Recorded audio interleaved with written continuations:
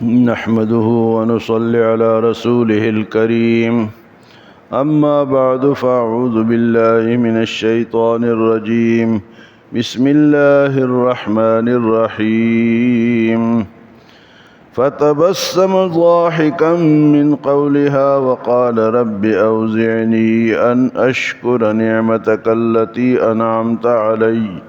أنعمت علي وعلى والدي وأن أعمل صالحا ترضاه وأدخلني برحمتك في عبادك الصالحين۔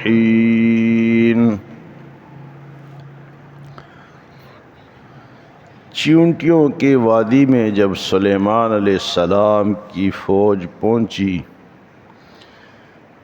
تو چیونٹیوں کی سردار نے اپنے رعایا سے کہا کہ تم اپنے اپنے بلوں میں چلی جاؤ، سلیمان علیہ السلام کا لشکر آ رہا ہے، یہ نہ ہو کہ تم ان کے پاؤں میں روندی جاؤ اور ان کو علم یا شعور نہ ہو۔ وَهُمْ لَا يَشْعُرُونَ۔ شعور ایک ہوتا ہے علم، ایک ہوتا ہے شعور۔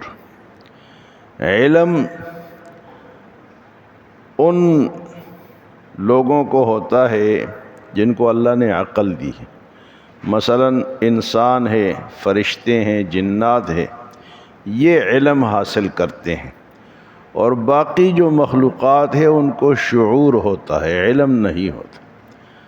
شعور کہتے ہیں کہ کسی چیز کو محسوس کرنا، گرمی آئی پتہ چلا کہ گرمی ہے، سردی کا پتہ چلتا ہے، آواز کا پتہ چلتا ہے، ہاں جی، تکلیف کا پتہ چلتا ہے، یہ شعور ہے، ایک احساس ہے۔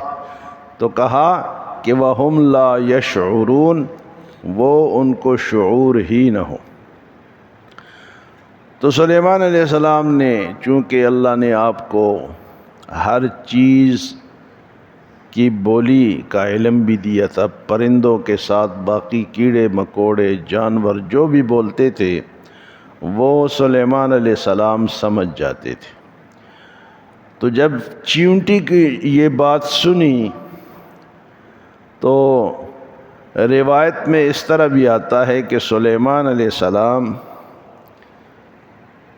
بارش کی دعا کے لیے لشکر کے ساتھ جا رہے، لیکن دیکھا کہ ایک چیونٹی نے پاؤں آسمان کی طرف کیے ہوئے ہیں، الٹی لیٹی ہوئی ہے، اور وہ اللہ سے دعا مانگ رہی ہے بارش کی کہ اللہ ہم بھی تیری مخلوق ہے، ہمیں بھی پانی کی ضرورت ہے، بارش کی ضرورت ہے، تو ہمیں پانی عطا کر دے، بارش۔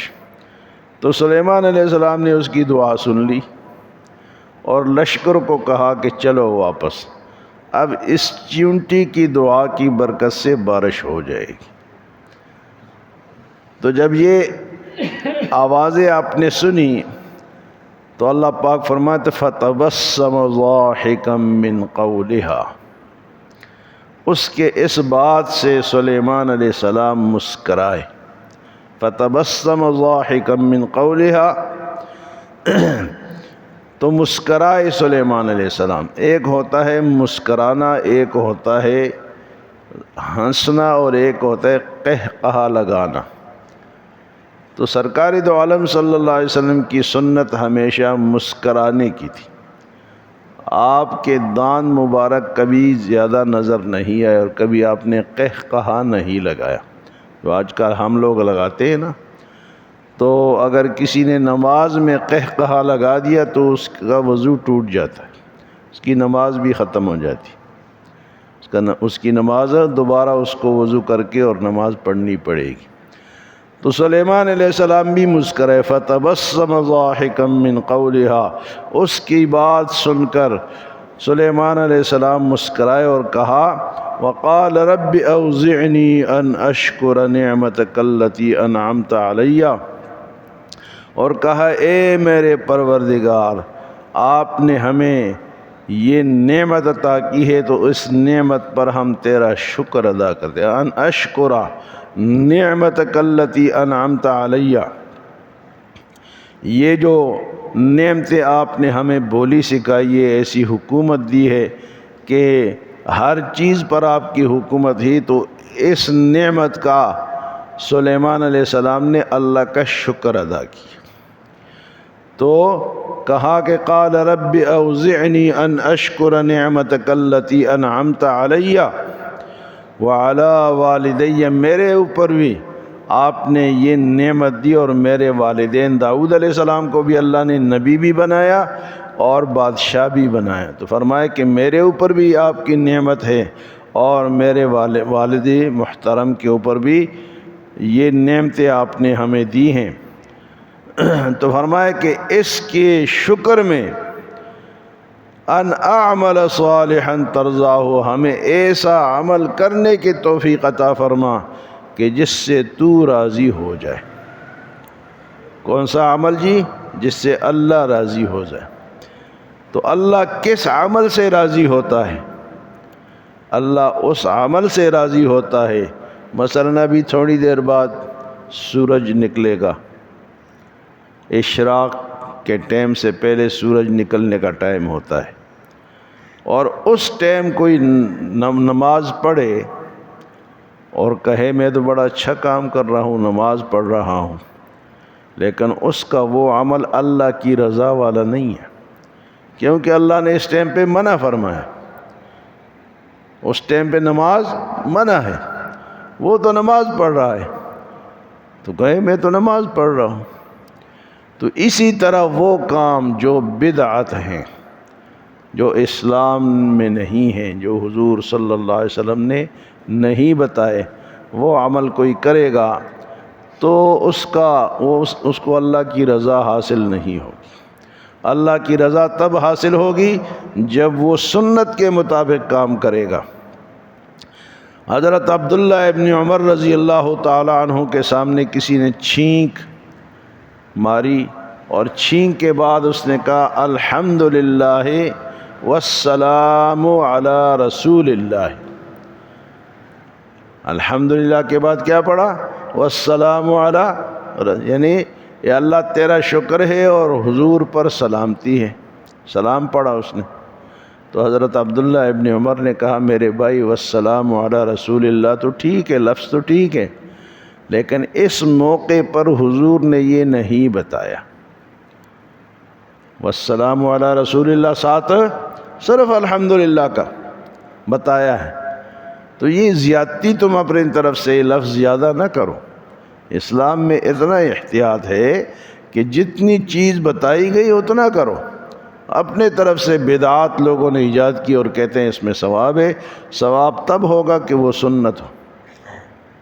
فرمایا کہ مجھے ایسے عمل کی توفیق عطا فرما کہ ان اعمل صالحا، ایسا نیک عمل میں کروں ترضا، جس سے تو راضی ہو جائے۔ تو اللہ کس عمل سے راضی ہوگا؟ جس پہ شریعت کی مہر ہوگی۔ وَأَدْخِلْنِي بِرَحْمَتِكَ فِي عِبَادِكَ الصَّالِحِينَ، اور مجھے تو اپنی رحمت کی برکت سے نیک لوگوں میں شامل فرما۔ کس میں شامل فرما جی؟ نیک لوگوں میں شامل فرما۔ تو اللہ کے نبی نے بھی نیک لوگوں میں شمولیت کی دعا مانگی ہے۔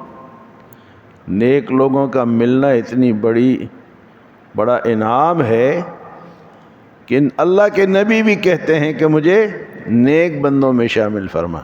جس طرح یوسف علیہ السلام کی دعا ہے توفنی مسلما والحقنی بالصالحین، یا اللہ اسلام کی حالت میں موت دے اور مجھے نیک لوگوں میں شامل فرما۔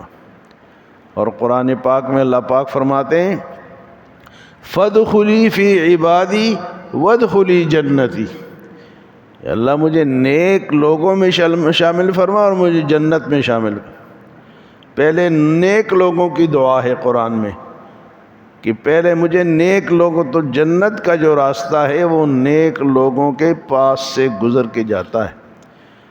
فادخلی فی عبادی وادخلی جنتی، یوسف علیہ السلام بھی یہی دعا مانگ رہے ہیں، ابراہیم علیہ السلام نے بھی یہی دعا مانگی ہے، یوسف علیہ السلام بھی یہی دعا مانگ رہے ہیں، اور یہاں پر سلیمان علیہ السلام بھی یہی دعا مانگ رہے ہیں یا اللہ اپنی رحمت سے مجھے اپنے نیک بندوں میں شامل ہو۔ نبی سے بڑا نیک اور کون ہوگا، لیکن وہ بھی دعا مانگتے ہیں کہ مجھے اپنے نیک بندوں میں شامل فرما۔ تو نیک بندوں کا ساتھ جو ہے، ان کے ساتھ جو رہتا ہے، ان کے ساتھ اٹھتا بیٹھتا ہے، اس کے عمل ہمیشہ ٹھیک رہیں گے، اور جو بروں کے ساتھ رہے گا اس کے اعمال برے ہو جائیں گے۔